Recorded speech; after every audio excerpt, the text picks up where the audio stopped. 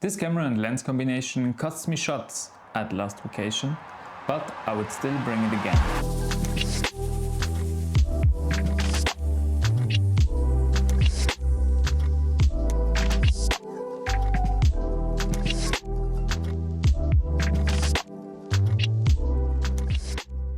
My name is Lucia and I'm a filmmaker on my day job, and I also run this YouTube channel and kind of focusing on the newest and easiest way to capture your everyday life or maybe also your vacation, and also some personal projects that are not so work focused. And today I wanted to talk about what I think is the best setup you can get as a solo filmmaker to document everyday life and vacations and passion projects. The setup I want to talk about today is the Nikon ZR paired with the anamorphic lens from Blazar, the Talon 15mm.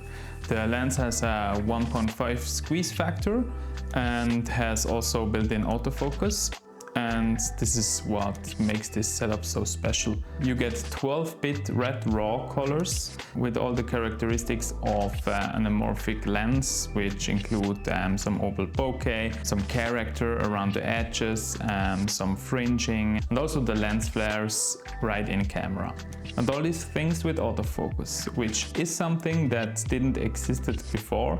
And everything on such a small form factor, tiny little cinema camera, which is honestly so amazing, and that we live in a time where this exists. And I think 3 years before, if you wanted similar results in terms of the lens and also the codec, would include at least someone pulling focus and also big cinema cameras and almost a crew. And today you can just do it all by yourself.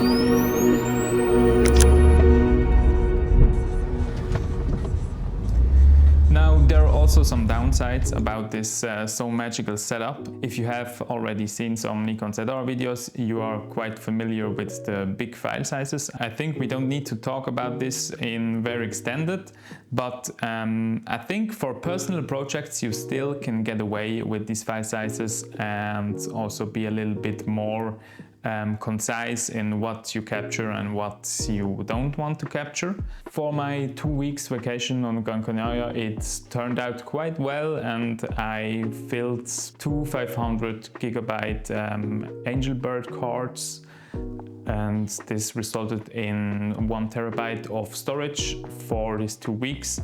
And I think that's quite okay when you consider how good footage is looking or how versatile the files are. And the other thing is a little bit more difficult to overcome, and it's that you get a lot of recording interrupted signs on your camera when you record with the Blazar Talon. I did a lot of shooting on my vacation and it worked quite good, but I would say about 1 out of 20 shots you get this sign, and when you get it, it's quite common that it comes back and comes back. I don't really know where the issue is with this, but it's just as the recording stopped and you can't re-record that obviously. So keep this a little bit in mind, and also it's kind of determined for who this setup is and for who not, which we will talk about later. And I just wanted to be totally upfront about this, and I bought all these things by myself. Nothing was sponsored or handed to me. I don't know, I saw a video where the Viltrox adapter of the Z mount adapter worked better, and the guy in this video told that it works better with the Viltrox. I got the MegaDap adapter since I think the better sealing is better on this, and yeah, I don't know if the Viltrox would be a solution for this problem. And it's also for me not that big of a deal if I get some kind of messages like that, but it's just a little bit annoying, and keep that in mind when buying this exact setup. Now I know a lot of you guys are discussing in the internet about the FX5, and the FX5 would obviously be a really good alternative to this setup, or would quite well go with the Blazar Talon, since the Blazar Talon has a native E-mount, so you don't need this MegaDap adapter, which is quite expensive. But then you also have the price tag of the FX5. And for me, the most important thing is the image quality, and I know the FX5 has 16-bit RAW capabilities and also OpenGate, which is quite nice for the anamorphic shooters, which you are when you have this Blazar Talon on the camera, and that would be quite nice, and I'm looking forward to test the FX5 maybe someday with this lens.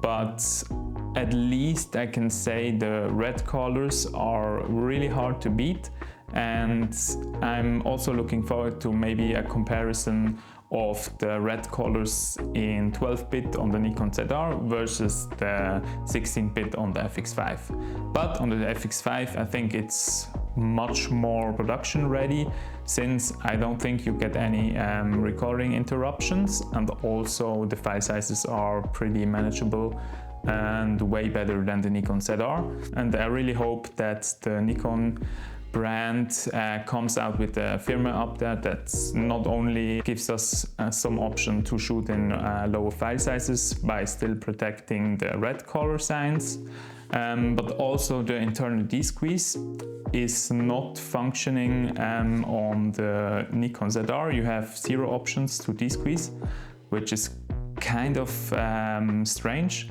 and on the FX5 you get that, but only without autofocus.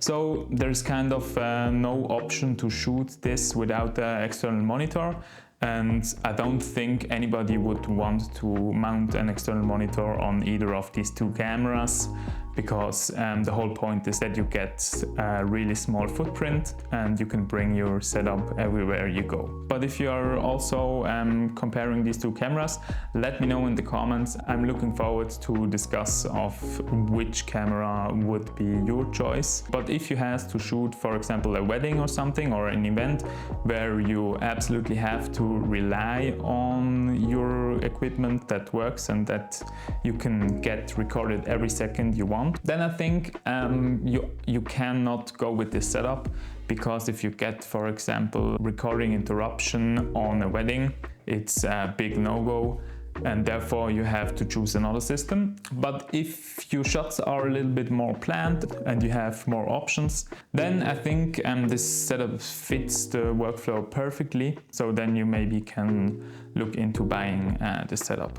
So let me know in the comments if you would buy the FX5 or the Nikon ZR. So if you want that I can continue doing these videos, I would love to see your subscription on this channel, and I will see you guys in the next video then. Peace.